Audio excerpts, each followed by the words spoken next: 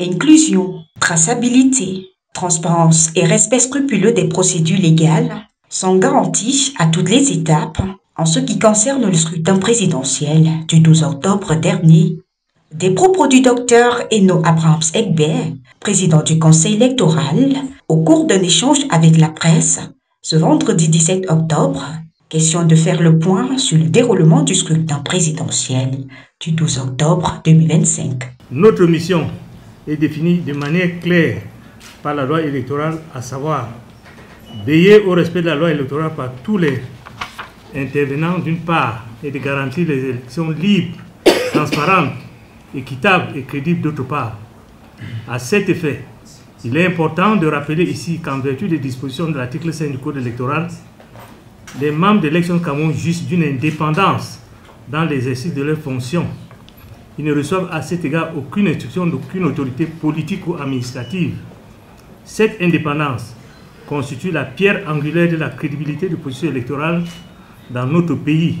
Et comme vous le savez sans doute, les 18 membres du Conseil qui constituent le Conseil électoral sont issus aussi bien de l'administration, des partis politiques et de la société civile.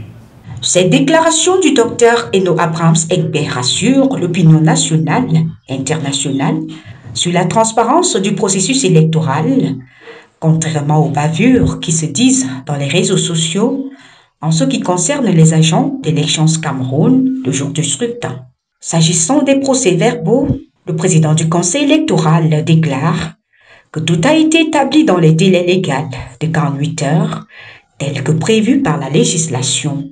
La commission locale de vote, après la clôture du dépouillement, doit transmettre les procès-verbaux de dépouillement à la commission départementale de supervision au plus tard 48 heures après la clôture du scrutin pour le scrutin présidentiel du 12 octobre 2025.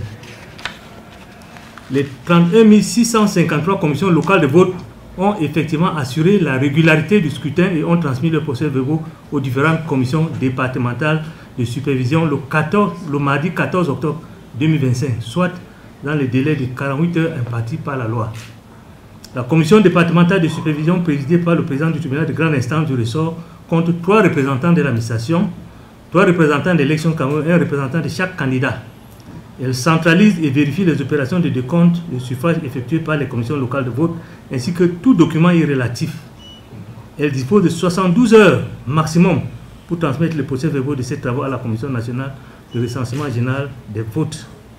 Depuis le 16 octobre 2025, tous les procès-verbaux des travaux des 58 commissions départementales de supervision en provenance de toute l'étendue du territoire et des 108 commissions locales de vote de la diaspora ont été transmis à la Commission nationale de recensement général des votes, conformément à la loi.